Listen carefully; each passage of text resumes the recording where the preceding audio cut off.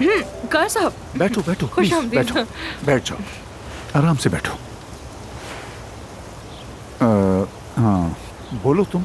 हाँ मैं सुन रहा हूँ। इतनी जल्दी में तुमने मुझे यहाँ क्यों बुलाया? सब खैरियत है? काया साहब, मुझे अंदाजा हो गया है कि मैं आमिर को नहीं मना सकती। वो भी यही कहता है। काया साहब, उसका मसला आपके साथ है, उसे आपको मनाना होगा, बस यही बात है। उसका सिर्फ एक ही मसला है, वो चाहता है कि मैं उससे माफी मांग लूं, लेकिन वो चाहे तो पूरी जिंदगी इंतजार करे, मैं उससे माफी नहीं मांगूंगा। आप ऐसा करेंगे काया साहब?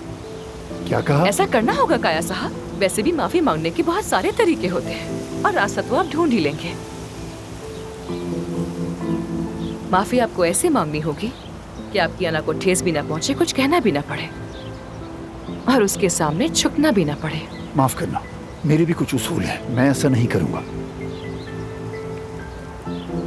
तो फिर ठीक है काया साहब, अपने माजी के बारे में सोचिए, आमिर के बचपन में झांकिए। आपने उस पर तवज्जो नहीं दी क्योंकि आप मेहनत कर रहे थे। मुझे यकीन है ऐसा ही हुआ होगा, क्योंकि आप और परवीन साहिबा मिलकर इस जगह को बनाने में इतना मसरूफ हो गए थे कि अपने बच्चों को ही भूल गए। लेकिन खैर, मुझे उनके बारे में कोई बात नहीं करनी, उनका टॉपिक नहीं छेड़ना चाहती हूँ मैं।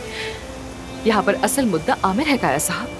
आप सोचिए कि आपको उससे क्या कहना है। यानी आई एम श्योर कि बहुत कुछ आप कहना चाहते होंगे उससे।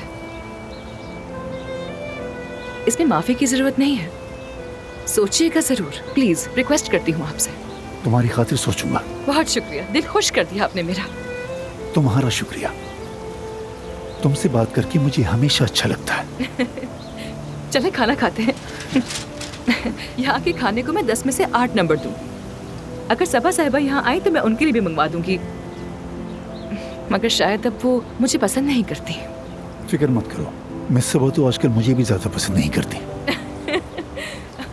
फिर तो हमारी बहुत ही खूब जमेगी, क्योंकि अच्छे कबाब खाकर सबका मूड अच्छा हो जाता है। जैसा तुम कहो।